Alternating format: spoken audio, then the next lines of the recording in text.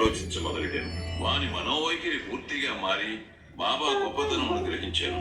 అటు పిమ్మట వాని సంశయ వైఖరి, పేరాశ పూర్తిగా తొలగాను. బాబా పాదములపై అసలైన భక్తి మనమునను ఉద్భవించాను.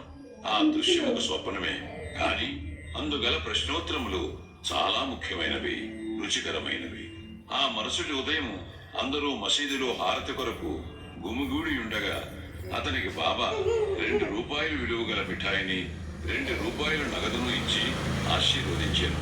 అతన్ని మరికొన్ని రోజులు ఉండమనను. అతనిని బాబా ఆశీర్వదించి ఇట్లనియను: అల్లా నీకు కావలసినంత డబ్బునిచ్చును. నీకు అతనికి అచ్చట ఎక్కువ ధనం దొరకలేదు, కానీ అన్నిటికంటే మేలైన వస్తువు దొరికాను.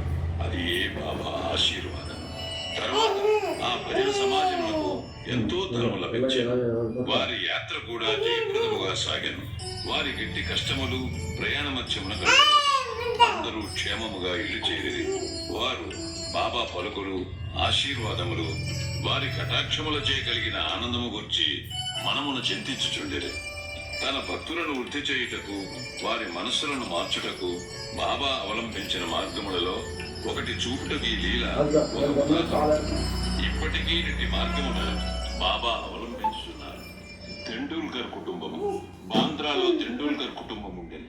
ఆ కుటుంబము వారందరూ బాబా యందు భక్తి కలిగి ఉండేది. సావిత్రిబాయి తెండూల్కర్ శ్రీ సాయినాథ భజనమాలయను మరాఠీ గ్రంథమును 800 అభంగములు, పదములతో ప్రచురించాను. దానిలో సాయి లీలలన్నీ వర్ణింపబడెను. బాబా యందు శ్రద్ధాభక్తులు గలవారు దానిని తప్పక చదువవలెను. వారి కుమారుడు బాబు తెండూల్కర్ వైద్య పరీక్షకు కూర్చున్నవాడని రాత్రింబవళ్లు కష్టపడి చదువుచుండాను. అతడు కొందరు